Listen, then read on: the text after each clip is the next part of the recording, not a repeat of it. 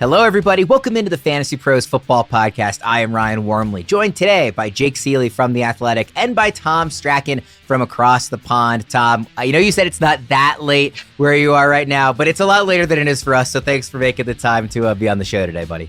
Yeah, man, when it comes to football season, you just got to get into it no matter what time of the year it is. And we're getting ever closer to football season here. You know, past 4th of July is typically the kind of milestone where we really dive in and start getting. We do stuff all off season, of course, but we really start getting, even more into the weeds and having a little bit more fun. Jake, at The Athletic, you just released your tight end breakouts, which I don't know how fun that was to come up with for you. I think the best part about it so far, at least on the feedback, was what I called Kyle Pitts. And I said, going back to Kyle Pitts is like trying to look at Taco Bell at 2 a.m. when you're 30 years old and being like, man, that's going to be good. And then you immediately regret it and you probably get diarrhea. That's Kyle Pitts. I have never had Taco Bell in my life. I have drafted Kyle Pitts, though, so I can ever. Like me, never ever. I've had Taco Bell. I don't even know if I've stepped inside a Taco Bell, let alone eaten food there ever. I just, like, as a kid, I was really picky and I didn't want to, like Mexican food or anything. And then as an adult where I like expanded my horizons, it just never came up. I was never like, why would I go to Taco Bell? I'll go to, I don't know, like Chipotle or something else if I want like a fast food Mexican. So you realize like Tom and I might as well just jump. Nobody's listening to this podcast anymore. Like everybody just immediately turned out. Like, I'm not listening to a guy who's never been to Taco Bell. You have to go before our next podcast. It is like a pretty good fun fact for people. Like you need one of those like 2 truths and a lie or something, those icebreaker moments. That and not being able to smell are usually my two. But yeah, like it is. I just have never come across. I'm not opposed to it. I'm not like actively, digging my heels in. I just never. Sounds like you're less American than Tom. What should I order if I go? Ooh, like Crunchwrap for real. Like Crunchwrap. Okay. Yeah. All right, let us know in the comments, the listeners who are still with us and powered through that. Let us know what item I should order when I finally make it to Taco Bell, maybe on a team trip or something. You missed your opportunity. 20 years ago, you could have ordered the entire menu to find out what you wanted and still only spent $10. Now it's like 2 things and you spend $10. My dad told me a story. He used to do that with my grandpa when like my dad was a kid and my grandpa would take him to Taco Bell. They would like see how much money they could spend at Taco Bell before getting full, and it was never a lot. So. It does run in my family to like Taco Bell. I've just maybe it skipped a generation. Oh, and Taco Bell will run in your family. Yeah, I see what you did there. Yeah, good phrasing on that one. Let's dive into our episode. Our tips today will not include going to Taco Bell, but maybe that's my tip to dominate my draft. We're going to be giving you guys going from 6 to 1 from each of the two of you. We're going to be giving the listeners our top 12 draft tips to dominate your league this season. So this is going to be less player driven. We can mention players if there's a guy that maybe fits an example you're trying to think of to make one of your points. But this is more macro level, more conversational, more just, hey, these are the tips that we try to remember every year. This can be something that you're applying specifically to 2025 drafts, however you want to approach it. Again, we're going 6 to 1 for our top draft tips here for the next couple of months in draft season. Quick reminder for everybody too, all of our 2025 consensus rankings and tiers can be found at fantasypros.com/rankings. Tom, let's start with your number 6 tip. So this one is probably going to seem a little bit obvious, but I think it's always worth reinforcing some of the simple stuff here. And that's remember that the draft, it's not one, you don't win your championship based on your draft. Like you can go back to last year, and we had a number of players who were really meaningful for fantasy who probably weren't drafted. Like Baker Mayfield had an ADP of around about 160 to 170, depending on your platform. Probably wasn't getting drafted every draft. Jonnu Smith, undrafted, tight end 4. Sam Darnold, QB8, undrafted. Zach Ertz, tight end 10, undrafted. You go back to 2023, and of course, like that was the motherload for guys who were like on the fringe of being drafted in Kyren Williams and Puka Nacua. So like draft day for me is about building that solid floor. And then the moment the draft is over, it's time to analyze the weaknesses, work out what's still on the waiver wire, look at your opponent's rosters, and just say, well, I like what I've got, but maybe there's an opportunity for me to start making a trade, whether it's a 2-for-1 or anything like that, and not get glued to those draft picks that you've just drafted a few hours before, because, staying glued to your draft picks is one of those awful situations where you get to week 4 and you're still like, yeah, I drafted that guy in round 3. I've got to start him. It's like the draft has to go and it's time to just turn the page and start trying to look at it with fresh eyes. Yeah, almost like sunk cost fallacy type stuff. I've had this conversation on the dynasty side before where I at one point I made a trade offer. I forget the specifics, but I was trying to get Sky Moore. This is early in his career. and the person I was trying to negotiate with said, oh, you want me to give up a first round pick because he had taken Sky Moore with a late first? And I said, no, I want you to give up Sky Moore. The pick is done. Like you have spent that capital. I'm trying to acquire the player now, and thankfully he declined the offer, and I did not get saddled with Sky Moore. But I think it's a good example of, once a draft is done, it is done, and this is now your team. Jake, do you agree with this? And also on the flip side of this, remember the draft isn't where championships are won. Can it be where you lose your league though? I'd say it could be. I mean, but you'd have to really screw up your draft. I go all the way back to the Justin Forsett year, and I say that because he got hurt, and I drafted C.J. Anderson, as everybody well knows, in the first round that year. So you have bust of a first pick, Justin Forsett injured that year, and this was an industry league that I still won. I think it's hard to really lose your league, but it's the same way what Tom's saying. It's hard to say that you have definitively won your league on the draft. I completely agree, because I'll always say this. I think there's 1/3, 1/3, 1/3. 1/3 is the draft. There's still 2/3 left. 2/3, another third being roster management. And then the other third, unfortunately, being luck. You're just not going to get away from it. But even if you threw out luck and then say, okay, what's the rest? It's still only 50-50 in that aspect. The trading, as you said, taking advantage of the highs and the lows, the waivers, the roster management, and up and down the line. So yeah, it's only one piece of the puzzle is your draft. And also, Tom, I know you kind of mentioned that this is maybe a little more, I don't know, obvious or more basic of a tip. I think those are very important. It's very easy to get so you dive so deep into the players and the values and everything that you sometimes kind of need to take a step back and remember, this is kind of the tried and true. You want to remember these tips going in on a more macro level. So I think it's totally fine to include stuff like this one. Jake, let's go to your number 6. Yeah, I'm glad it ties into the draft here, honestly, because I'm going to say, remember why you drafted a player. And I can just go back to last year and pretty much ask anybody who dropped Bucky Irving after week 2 how they're feeling this year, or even at the end of last year. And you said bring up players that you can make the comparison this year to a healthy Trey Benson, or look at the backfield across the league. Anybody backup wise, Zach Charbonnet, Kenneth Walker's probably going to get hurt at some point, but if he doesn't, don't drop him 3 weeks into the season because Kenneth Walker is healthy. Don't drop Trey Benson 3 weeks into the season because James Conner is healthy for the first 3 weeks, because otherwise, why did you draft that player? You drafted him because the upside if said player in front of them gets hurt. Now, I understand we get to buy Mageddon and you just have nobody left to cut on your roster because you're not going to cut your starters. And I understand that. So I'm not saying you have to hold on to these guys till week 12. But if you're just going to drop them in the first 3 or 4 weeks because the lead running back stayed healthy, then you should have never drafted them in the first place, because you basically threw the pick away. How do you approach, Jake, those early season drops? Because I think it's really an important part of most leagues is those first couple of weeks of waiver wires. There are always league winners that pop up in weeks 1 and 2. And sometimes the really tricky part isn't identifying those guys. It is identifying the right guy to drop. So when there is somebody that becomes available that you are really excited about, what is your approach for deciding how to make room for those guys? So the first one gone is a tight end. I'll give you an example. We brought up Kyle Pitts as a joke, but the thing is, we'll know the book on Kyle Pitts very soon. You can drop him after week 2 or 3. If that's not working, move on. Those kind of players are in their own classification. You took them for a reason.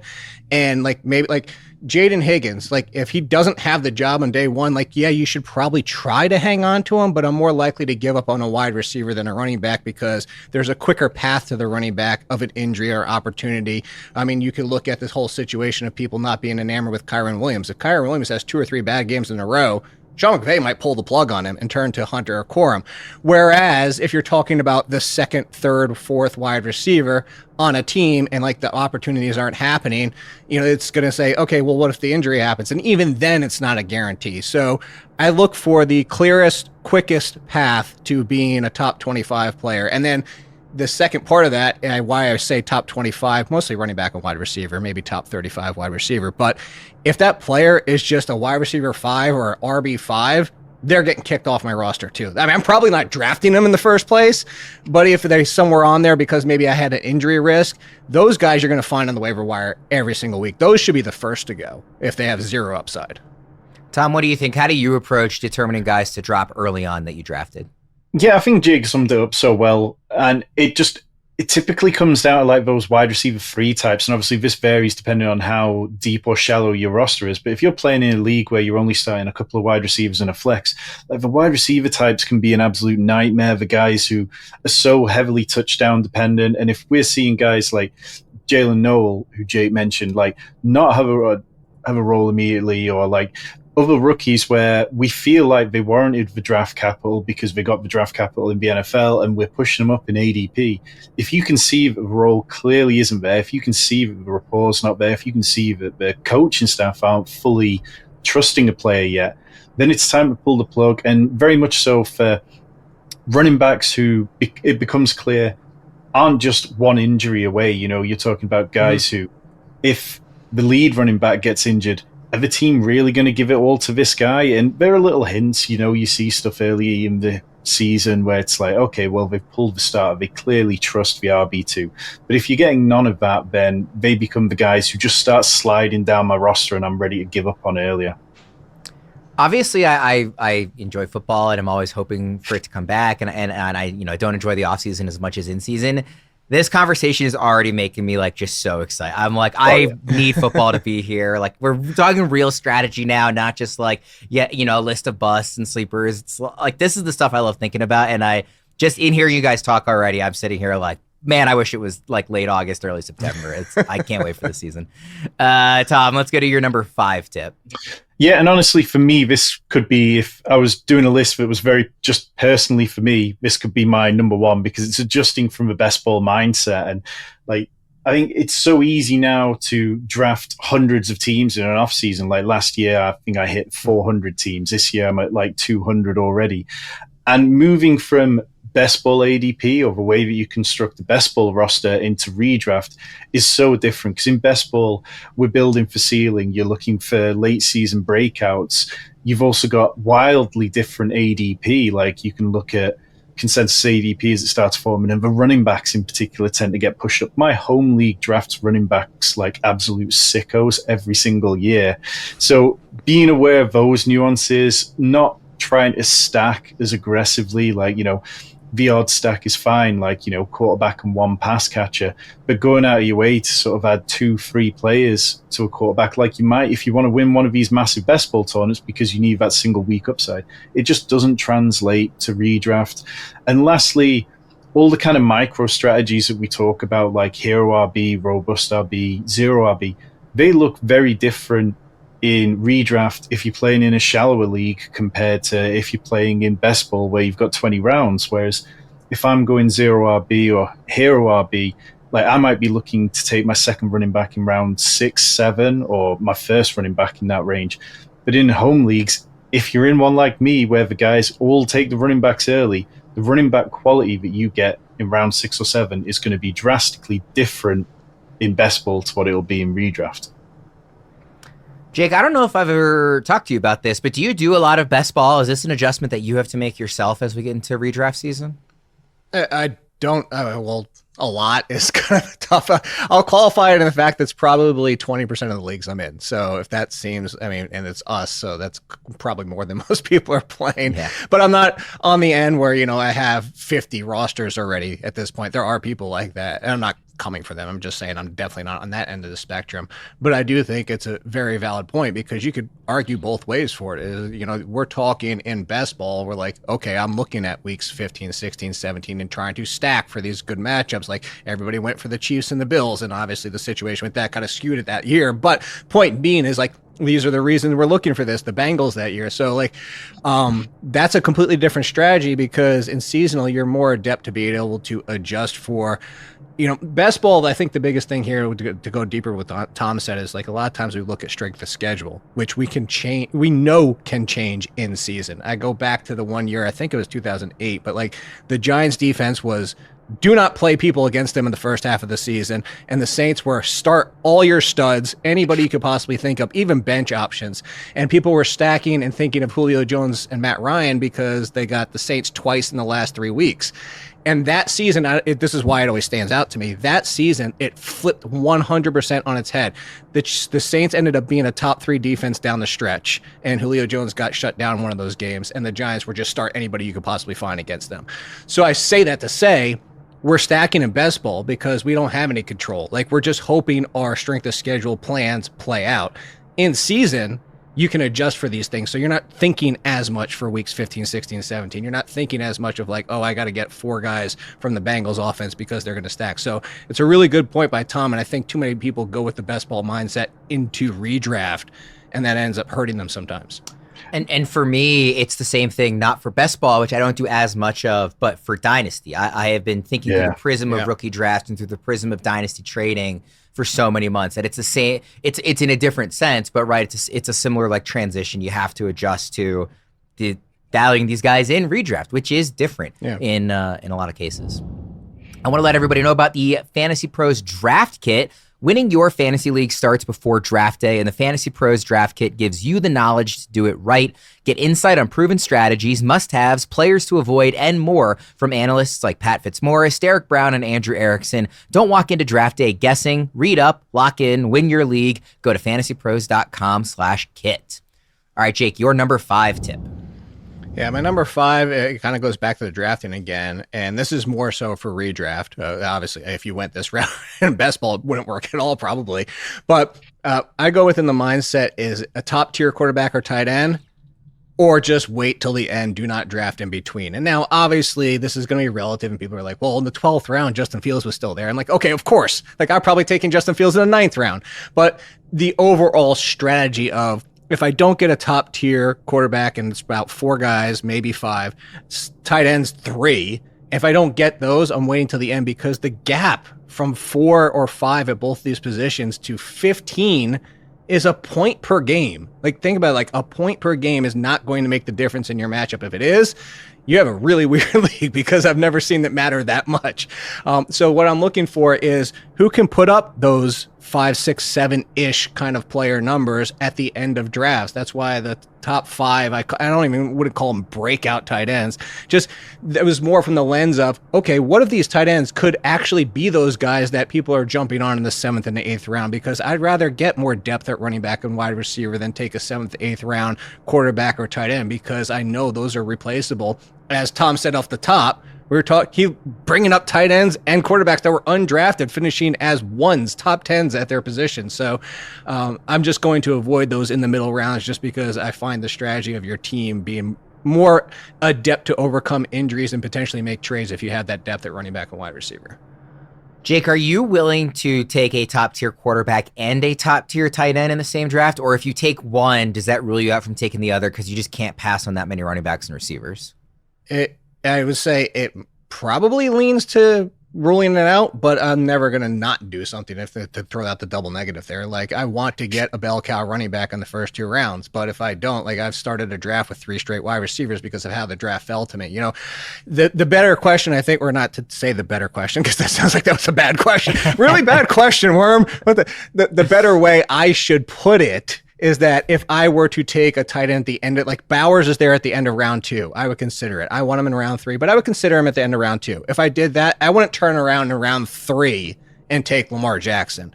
Now, you know, if Bowers or, you know, McBride is there in round 3, and then in round 5, I can take Hurts, that's still taking 2 top tier players at those positions, but there is more balance in the value for the rest of my team. So that's why I say, like, it could happen, but probably not, because the majority of drafts, that's not usually how those guys fall out. Tom, how do you approach these 2 positions, if that's a good enough question for you? I won't push back.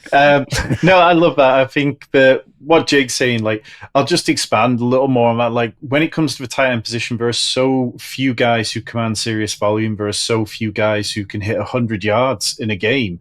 And it's those guys at the top who really are able to do that for 3, maybe 4 games a year, which doesn't sound that much, but really that's all it takes at tight end to be a dominant force. Like, you go back to the year where Sam Laporta was tight end 1 as a rookie. He scored 9 touchdowns. Nobody else scored more than 6. So it's really easy to separate at tight end position if you're able to do that. And I do want the guys who are able to do it, or who have shown us that they can do it in the past, but perhaps the situation is a little different. And, I'm not prioritizing guys like Mark Andrews or Travis Kelce this year because of wider concerns, but it's looking at Brock Bowers, Trey McBride, George Kittle, and then Sam Laporta as well, I think is definitely somebody that I want a lot of exposure to this year.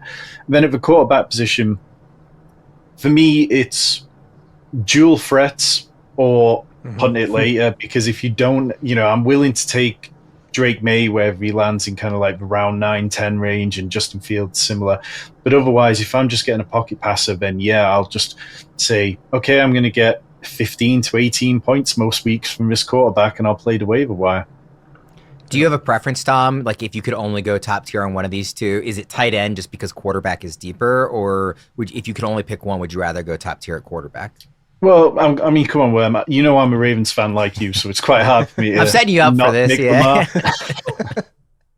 I mean, look, when you have Lamar Jackson on your team, it's just, that every week is going to be fun. Yeah. Jake, what about you? If you had to pick one or the other to go top tier on, would it be quarterback or tight end? It'd probably be quarterback, mostly because that Bowers McBride cost to quarterback is usually around later to start. And then on top of it, I feel like that advantage is just stronger because you go back to even the best Kelce seasons. Like, you have to be those 3 really good seasons, which were seasons that he finished as a top 10 wide receiver at the tight end position. Those are the kind of seasons you need from Bowers and McBride to really give you that second round value because of what you have to give up. So it's hard for those tight ends, even when you take them that early, even with the position advantage you get, to actually still return cost on their value. And also, like, it is really fun to have a Trey McBride or a Brock Bowers on your team, but it doesn't compare to the pure fun as a fantasy manager of every week watching Lamar Jackson or Josh Allen or, Jaden Daniels last year. Like, it just is so fun. So, all right, Tom, let's go to your number 4 draft tip. Yeah, so this one is, don't just draft with last year's results in mind, because it can be very easy to fall into the trap of, okay, they were wide receiver 1 last year, so they should be the wide receiver 1 this year. And obviously at the top, there's probably less of a difference between the talent. Like, this year's first round in drafts feels really fun across the board anyway. But as you get further down, and there's guys like Ladd McConkey, who now goes ahead of AJ Brown in current best ball ADP, and we're not quite at the point where we've got enough redraft ADP to see if that's going to be the case. But Ladd McConkey, did the Chargers pass more because McConkey got healthier as the season went on? Or was it because J.K. Dobbins slowed down and wasn't finding those explosive run plays? Like, we don't really know exactly how the Chargers truly want to play things this year. So for me, it's taking that kind of approach of going, yes, Ladd McConkey finished the year with that unbelievable performance against the Texans in the playoffs, but what is it that I'm getting when I draft him in the middle of round 2? The same for Jonathan Taylor, a guy who won people championships if you had Jonathan Taylor in the championship rounds, but he also got 42% of his total points for the season across week 16, 17, and one other week, I think it was around week 13. He was RB14 or worse in 7 of 13 games that he played last year. So just try to take a slightly zoomed out view and not just remembering the positional finishes and how things ended over those last few weeks. What do you think about this one, Jake? In a pie chart of what you care about and what you're thinking about making your draft picks, what percentage is last year's results? 16.83, something like that. Like, it's definitely a factor. And to kind of what Tom did with my last one is, I'll even take it a step further here with this, is that I often find some of the best value. It's an article I write, is last year's players that burned people, because all they remember is last year and like, oh, I'm not taking him again. You know what he did to me last year? You know how much that wasted my 7th round pick on that guy? And they don't go back because they're just bitter and angry. And like, I get it. Like, nobody wants to go back to players that burned you, especially if it's 2 or 3 times Kyle Pitts. But like, if you go in with that mindset and like automatically write these players off, you're just going to miss on the value, because the biggest thing, like I threw at Trey Benson earlier. Like, Trey Benson, like, you could be frustrated that he didn't do much and then got hurt on top of it last year. But if you go into this year and like just ignore the fact that he's still the clear number 2 behind James Conner, who has an injury history, and you're just like, well, I'm not taking him. And now he's coming at a discount on top of it. Like, why were you in on him last year? For a very good reason. You should be in on him this year. You shouldn't just be because, I never got to use him last year. It's funny. I was thinking of a different Cardinal. I was thinking of Marvin Harrison Jr. Not That's a that good he's one, going too. his latest Trey Benson, but like where you took him last year, he definitely burned you. But in a vacuum, it was still a pretty good rookie season. If he comes back, and takes a step forward in year 2, that's somebody that I could see managers say, well, why would I trust him? He didn't do anything. He was supposed to be the greatest thing since sliced bread. And now at a discount actually could be a value. And I would love to meet the person who hasn't been burned by Kyle Pitts at least once across their fantasy leagues. That guy should win a trophy or something. Jake, let's go to your number 4. Yeah, I'm going to, near and dear to our good friend Joe Pia's heart, is remember positional, if I could say it, positional value. And what this means, and he talks about it every single year in his Black Book, it comes down to the fact of as the draft is going, understand your roster construction. You're not going to come out of the draft being dominant at quarterback, running back, wide receiver, and tight end. It's just not feasible. Maybe in an auction. Maybe you're auction with some really dumb people. Then maybe that's the only world you can do it in. But inherently, especially in snake drafts, it's just not going to happen. So too often, you bring up taking a quarterback early. And I'll go even to Superflex on this one. You take a quarterback early, you take a quarterback in the first round, Worm, and then I'll see people not draft their second quarterback until it's like QB 25. You threw all that value out because you started with a quarterback that's better than at least 10 teams, possibly the entire league, and now you've brought your quarterback position to level with the league because you waited so long on the second one. You went wide receiver to start, and then you start going running back, and you don't take your third wide receiver until the 6th, 7th round, and now you had an advantage as the number 1, possibly the best number 2 wide receiver in your league, but now again, your position is brought back to league average because you waited so long on the third option. And I think too many people just kind of look for like, oh, I need a running back, I can't keep waiting, and sometimes it doesn't feel good to only have like 3 good or 2 good running backs out of your draft, but you're going to be so well positioned at the other opportunities that like that makes up for it. So like just remember the value that you drafted and how you're building your team, and then pay attention to that as the draft goes on. Yeah, I think this is a really interesting insight. It's also really helpful. Like, let's say you really lean into the receivers, even though you went them early, and so now you're stacked there, and you got a luxury tight end and quarterback, so it's just running back that you're weak at, rather than trying to be just okay everywhere. Now on the waiver wire, I don't need to waste my time thinking about all these other positions because I am already like you can narrow your focus, I guess is what I'm trying to get to. You can really dial in and say, with my late round flyers, with my early waiver wire priority and fab, I can really focus in on the one area that I know I'm going to need help in. I think that simplifies it and streamlines it, which I always like with my rosters. Tom, what do you think about this one? Yeah, and just like sometimes you see people in single quarterbacks, they'll pay up for the elite quarterback, but then later on they can't help themselves. They take the breakout guy, the rookie guy. It's like going, okay, well, I'm going to draft Josh Allen, and then later on I've got to be the person who rosters Caleb Williams or something like that, just because it's that feeling of they don't want to miss out. But it's like you are sacrificing everything that you paid for Josh Allen by now wasting a roster spot on another quarterback who you're barely going to use. So yeah, just understanding what each draft pick that you're making means for what you're going to do for the rest of the roster. Nothing beats relaxing on a hot summer day and watching baseball. And the simplest way to get in on the action is to download the Pick 6 app from DraftKings. It's crazy simple. Just pick more or less on the stats for 2 or more of your favorite players, and boom, you're in the mix for big cash prizes. No gimmicks, no weird rules, just ball. Nail your picks, and you're heating up. Pick 6 brings upside with payouts up to 500 times. Pick 6 is live in a ton of states: Texas, California, Georgia, Missouri, and lots more. Don't settle for a smaller payout. Switch to Pick 6.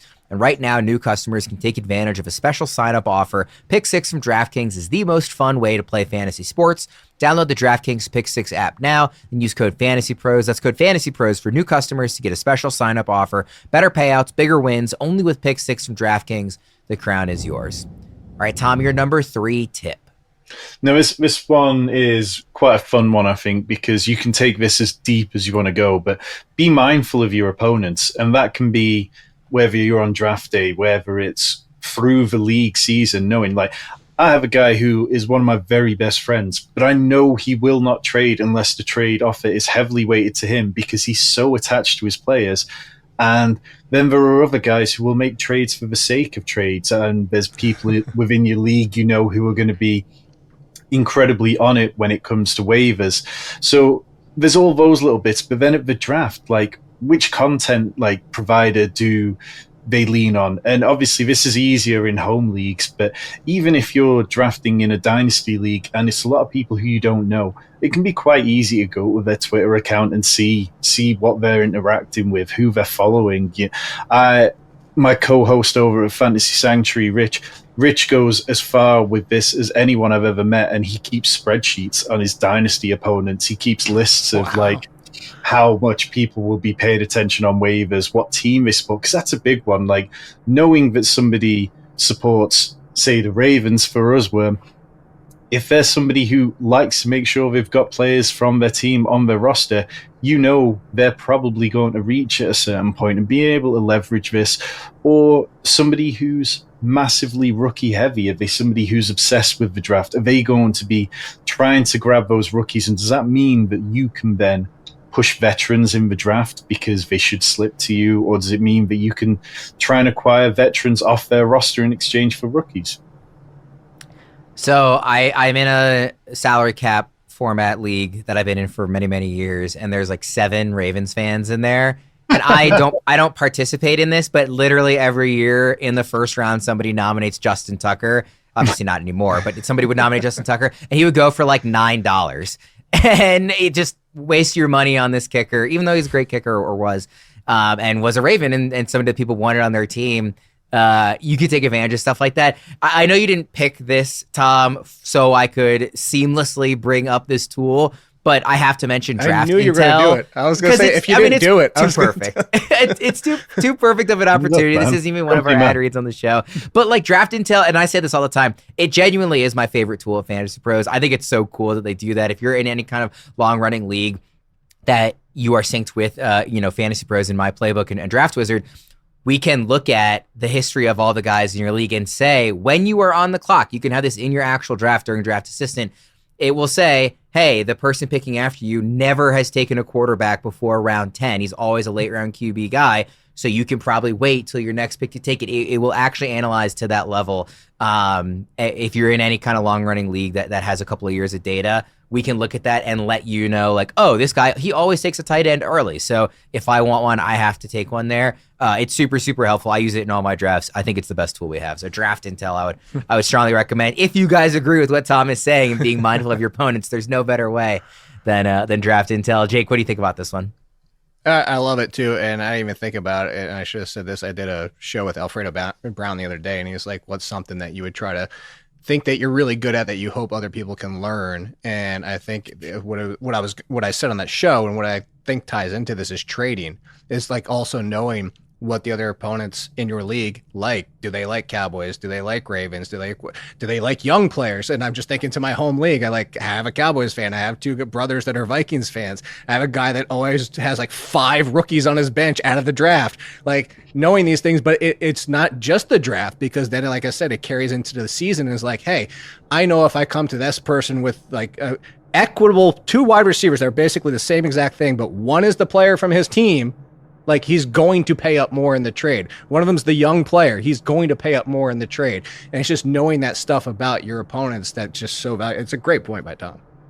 I also like when I can take advantage of it the other way. Like I'm pretty down on Zay Flowers this year, but because I'm a Ravens fan, anybody that is talking to me about the Ravens or is in a league drafting with me is like, oh, I got to get Zay before Worm does because he loves the Ravens. I'm like, go right ahead. I happily pass on him this year. So I once gave last year, somebody like DM'd me and asked, what I thought about Derrick Henry. And I think it was in a trade or something. And I gave my opinion that I was really high. And I said, very tongue in cheek, but I am a Ravens fan. And then the guy literally followed up with, would you mind asking your other coworkers so I can get an unbiased opinion? And I was like, well, no, I'm giving you my real opinion. I was being joking, but yeah, sometimes you can take advantage of it the other way too. Jake, let's go to your number 3. Yeah, this comes back to it kind of ties into some of the things we've said already, but don't buy all the risk. And when I say buy all the risk is buying players. And of course, first 2-3 rounds is tough not to do it because there's not much room to improve from there. But we're doing this show and we're not talking about a lot of players, but all on the shows leading up to this and for the rest of the preseason from July and through August, we're going to be talking about players that'll probably get echoed on these shows by people with Fantasy Pros. It'll get echoed on other podcasts or other sites that you might visit and listen to.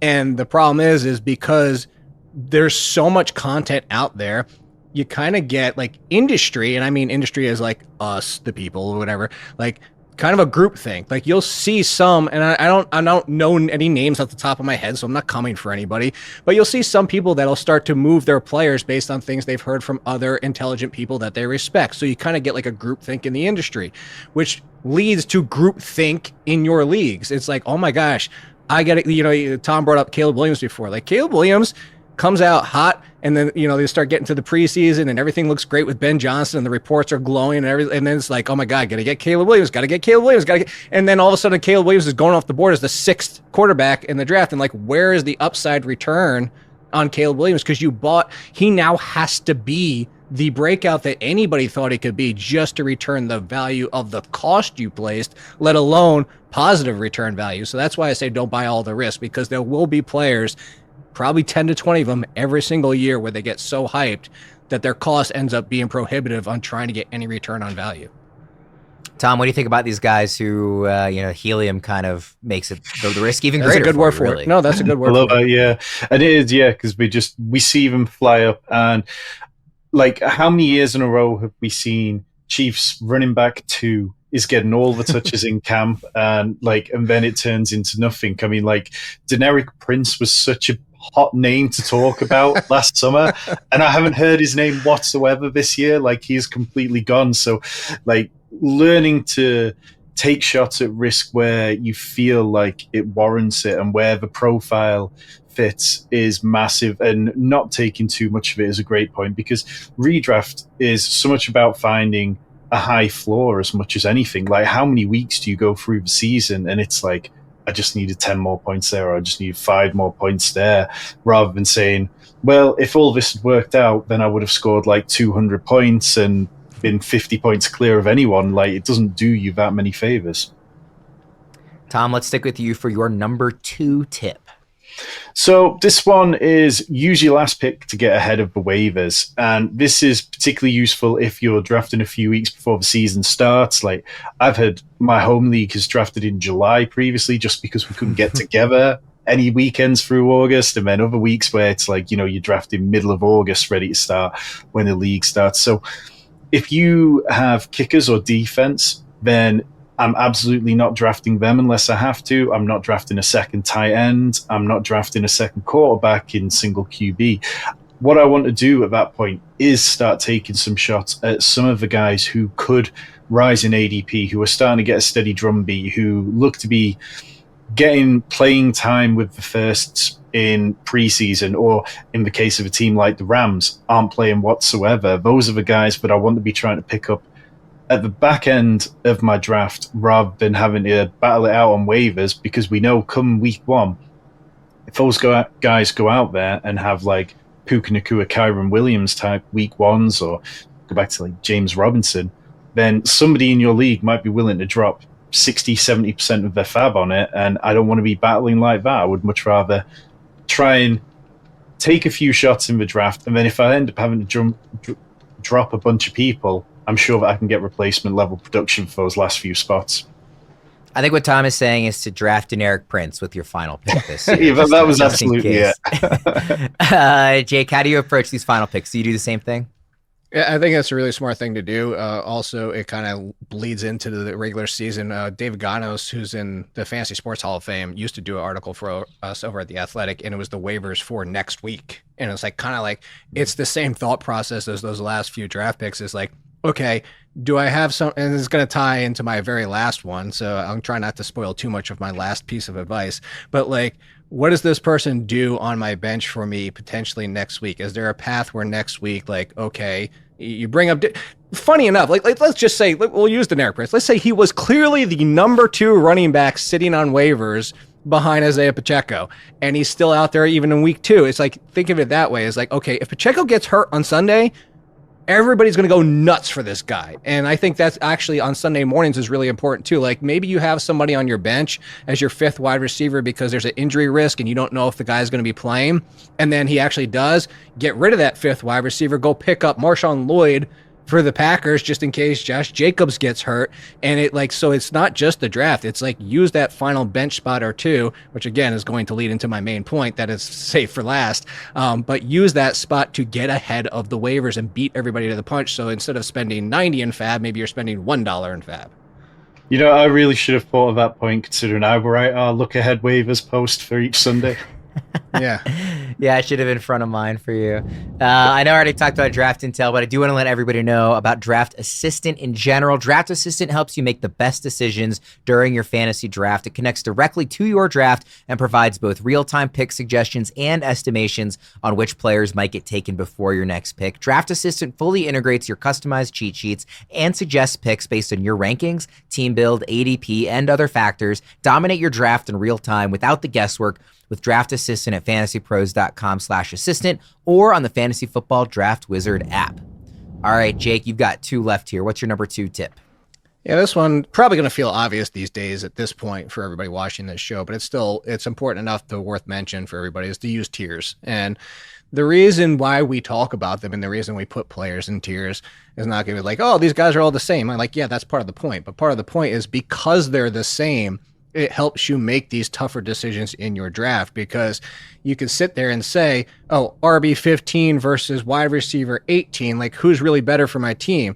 Well, if wide receiver 18 is the last wide receiver in the tier, but RB 15, there's still 6 other guys in the tier with him, and you're up again in 5 picks, well, then you should take the wide receiver because you're going to have to jump into that next tier when it comes back around if you want the wide receiver, whereas you're probably still in the same range as running backs. And that's really what it comes down to is trying to get, it kind of ties into the tiers, what I talked about with the quarterbacks and the tight ends, is trying to get similar value at the least cost possible and build your team the proper way. This is also a great opportunity to mention the cheat sheet creator where you can make your own tiers on the Fantasy Pro site. So you don't just have to follow the tiers of whatever site you're using. And our corporate overlords are going to love this episode. This would just be a podcast advertisement, basically. Yeah, pretty much. Pretty much. I mean, it's hard not to mention them when you guys are giving these tips because our tools can do this. So yeah, check out the cheat sheet creator, everybody too.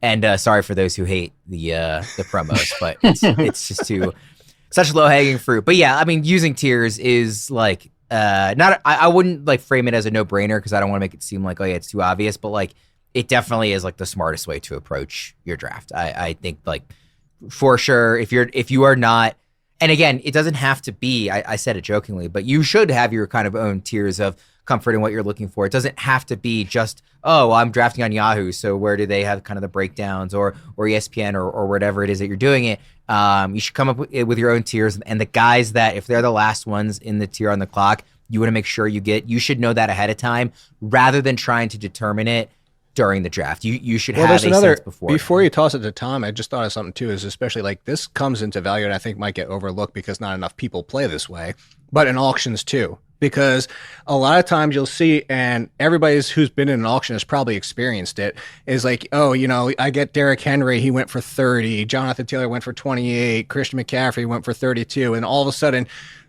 Bucky Irving's the last running back in that tier, and all of a sudden Bucky Irving goes for 37 because everybody wants to make sure they got the running back inside the top 12, and everybody else is like James Conner level, and then you end up spending money way worse than you possibly ever could have in an auction draft because you weren't paying attention to all of a sudden, oh my God, it's the last good running back that I wanted to get. It's a great point. It's important in both formats, but in that format especially, it comes into play even more. And you're right, everybody who has played in that kind of format has been burned at some point like, oh, I should have gotten the guy earlier. I shouldn't have saved the money because now he's the last one. Everybody knows it, and they're going for way more. Tom, how do you use tiers in your draft? Yeah, I mean, I'm a big believer. Obviously, like it's easy for us to say that we rely on rankings and tiers and stuff, but I think that tiers, even if you aren't putting together your own rankings, it's easy to take something like the expert consensus rankings and just go through and just underline where you feel that you've got tiers, unless you want to use tier cheat sheet. But it's very easy to print them off and then just go, that is the point where I do not want any of the next 4 or 5 guys beneath that player. And it can make life a lot easier when you are on the clock. It's such a no-brainer for me that I can't imagine drafting, particularly at a live draft, without it. Yeah, 100%. And and to the point about making your own, if you look at the tiers, I'm just looking right now. Let's say I'm really down on Amon-Ra St. Brown this year. When I'm looking at tier 2 of the overall players, it's Puka, Malik, Amon-Ra, Nico, and Ashton-Genty.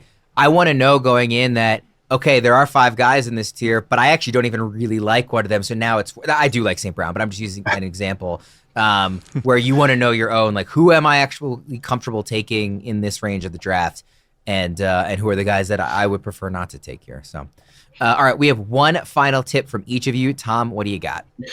Yeah, so this, again, I mean, I hate to set you up for another plug worm, but leverage ADP, whether that's through the expert consensus rankings, consensus ADP, just being able to take a look at the inefficiencies of platforms. Like last year, I did a video series which was just looking at the worst and best picks for each individual platforms.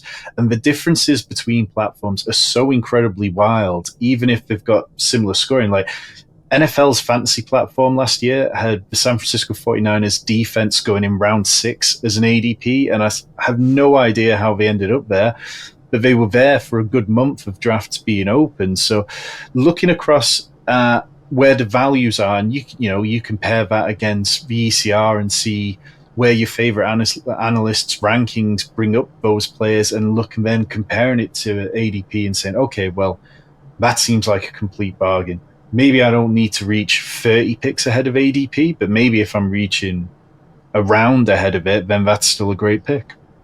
Yeah, the ADP in whatever platform you're on is going to look very similar to the rankings in the draft room of whatever platform you're on. People are just naturally anchored to the numbers they see besides those names. Yeah. And it's a lot of casual users, but also even, I'm not going to say like industry experts or anything, but like it is just natural for your brain to want to kind of match the ranking that the platform is telling you these guys should be going in. So it's one of the best things you can do every single year is familiarize yourself with the ADP and rankings in the system you're on and what the key difference is the player. Because you're right, you'll see these sometimes like between ESPN and Yahoo, there'll be like a 30 or 40 spot gap between certain players that you really like. And it's just because on that platform, for whatever reason, the rankings haven't moved and the ADP doesn't change. And then it just kind of gets stuck there by the time you get to mid-August. So this is extremely smart. Yeah, like fantasypros.com/rankings if you want to see the expert consensus rankings, consensus ADP data on there. But yes, just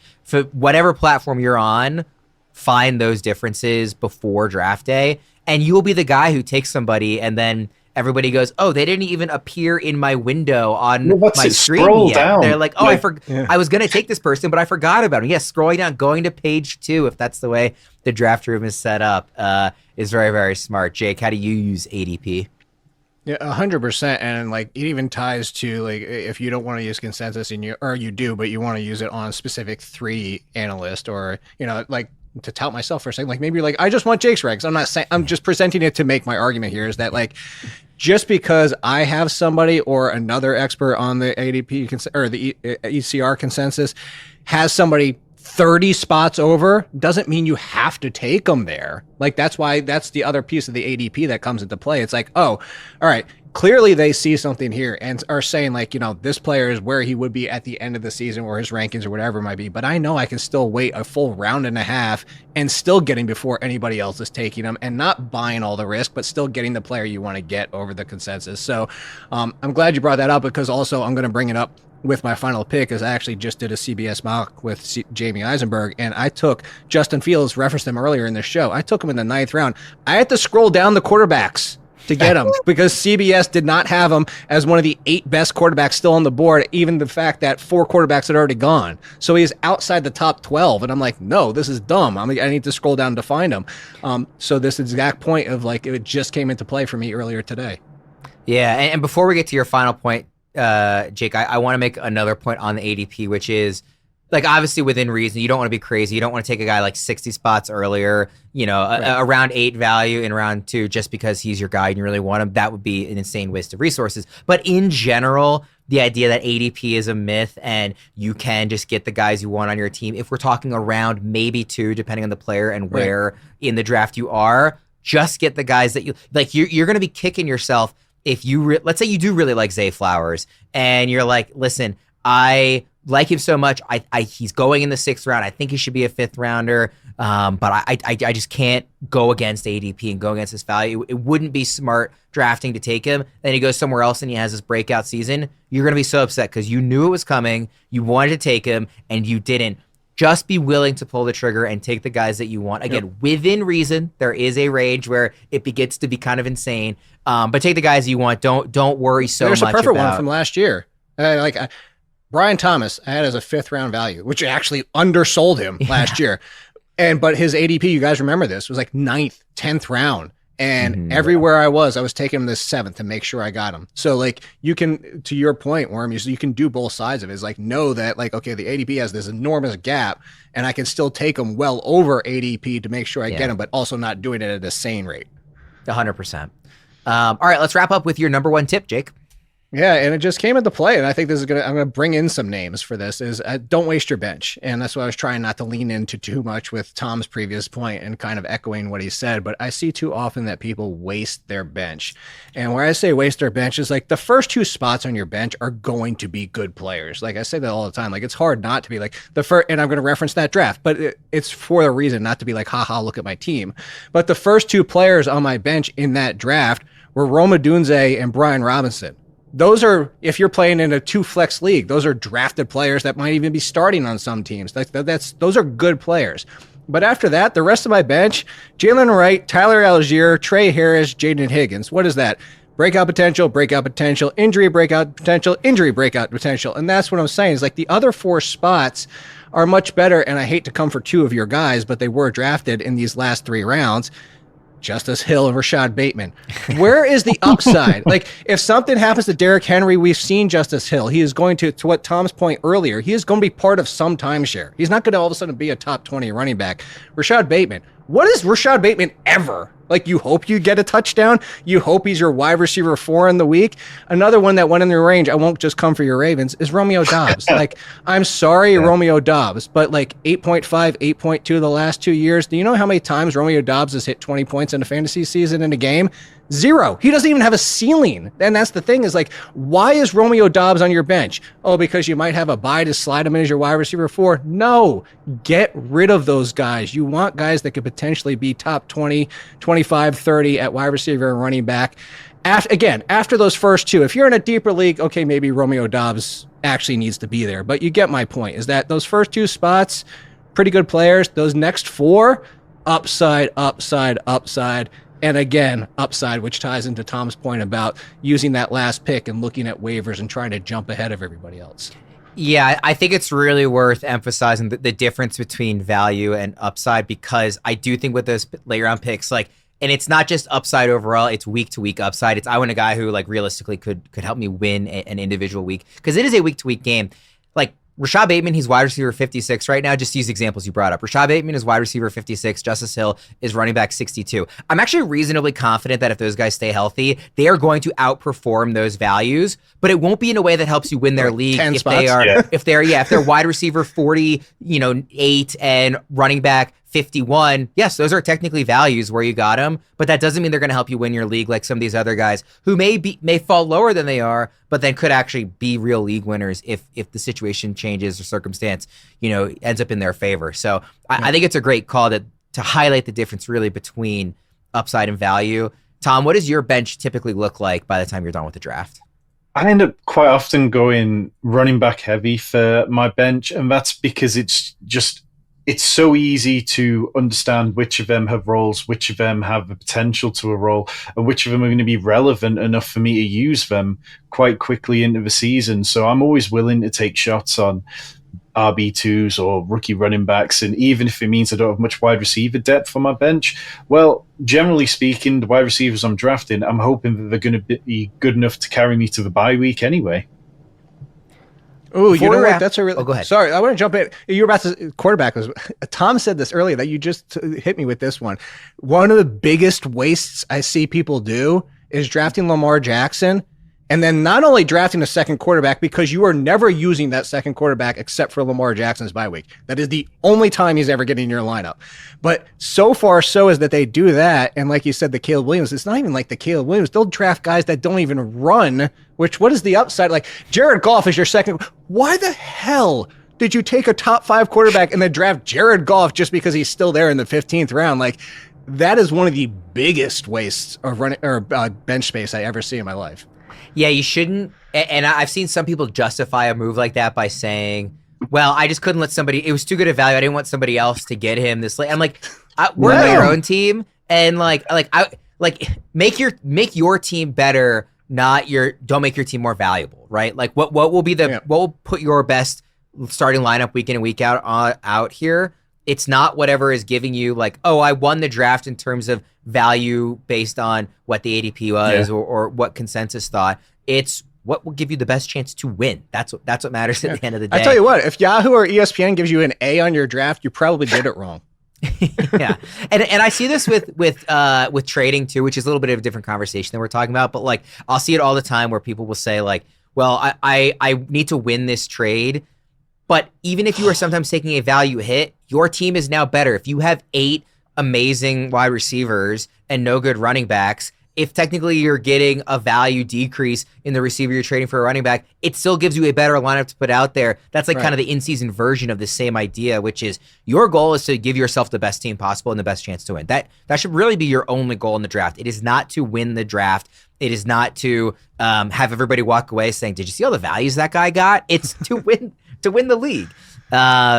So that's kind of my final thought. Do you guys have any final thoughts here? I know we just threw out a bunch of tips, but Jake, any kind of last thought before we wrap up? I'll go back to trading one more time, and I'll say this. It didn't really fall into my top 6, but for trading in general, I don't feel like happens enough, mostly because people are scared. But here's the biggest part is I don't even think it's people are scared. Like you said, they don't want to look like the idiot. Like, I can't believe I lose probably 1 out of 4 trades I make. Like, it just happens. Like, but the thing is be active. Everybody playing fantasy, well, not 90% of the people playing fantasy are lazy with trades. They say they use the trade block on all these apps because they want people to come to them. They don't want to put in the effort. They're just looking for somebody to come into their inbox. And then how many times have the people listening, or you guys even with me right now, have you seen a trade go down and you'll be like, I would have given more. I would have done more than It's because people sit on there and they don't try to talk to people, don't try to get the conversation going. What do you need in trades? What do you think of this one? This is why I was thinking. Be more active. Just put in the effort and you are going to be a better trader and have a better team at the end of it. It's such a great point. And I like you use the word laziness. Like that might be right. I don't know what the right word is, but like there's just no willingness to hey, I'm going to look at my team. I'm going to look at your team. I'm going to find a deal that makes sense for both of us. It's just like, hey, I'm interested in maybe moving this guy. Let come to me with your best offer. I'm like, okay, like that's not a give and take. This is supposed to be a negotiation. It's not supposed to be like, let me blow you away with this offer just so you can go brag about how you got so much value for this player. So it's also like once you see one trade go down in a league, how often do you then see a glut of trades? It's like you making that can really spur people into action. Other people will see that you're making a trade, and then other people will be like, hey, is there anyone else on my team that you fancy? Like, making trades in general just helps the league become so much more active. And I would say to this point, this is almost becoming like a trade advice show, but like I think it's really important, and I always talk about this on the dynasty side, but it is also true in the redraft side. It's really important to be good at self-evaluation and know what your team is actually good at or what isn't. So like I run into this on the dynasty side with like people who really should be rebuilding. Like, it's very obvious they have like 2 good pieces they should be trading for as much as they can get. But then they're like, well, no, I'm trying to win this year. I'm like, that lack of self-scouting is going to hurt you in the long run. And it's the same thing in the redraft. You need to know, like, hey, I actually am weak at this spot and it would benefit me to make a deal. Or I'm overly strong at this spot and I have too much depth here and it would behoove me to make a deal. Like that ability to self-scout, I think is really undervalued in fantasy in general, but it is really important. I see people too unwilling to give up the best player because it's the best. Meanwhile, their roster's constructed like the Giants. It's Malik Neighbors and nobody else. And it's like, well, you're not going to win this league with only 2 good players. You need to, I understand you don't want to give up Malik Neighbors, but at the same time, the only way you're making the playoffs is by a better constructed team. Everybody's afraid to get screenshotted. Oh, can you believe I pulled off this trade? What a loser. Tom, any final thoughts? We'll wrap up. Yeah, nothing quite as deep as some of the stuff we talked about, but just particularly if you're in a home league, just enjoy it. Like, I think it's so easy to go to live drafts or be in drafts where people are so desperately worried about making a bad pick. And it's like, for all the reasons we've talked about tonight, like, you can recover from making a bad pick, and enjoying it is what this is all about. Like, and, getting your guys where it works, getting the guys with upside and being able to stake your claims. That's all what this comes back to. And sometimes maybe we just lose track of that enough, and it's just a timely reminder to enjoy it, but don't get too drunk at the same time. Make a quote unquote bad pick, and then if it pans out, you get to just rub it in the face of everybody who laughed at you for the next 4 months, and that is super fun.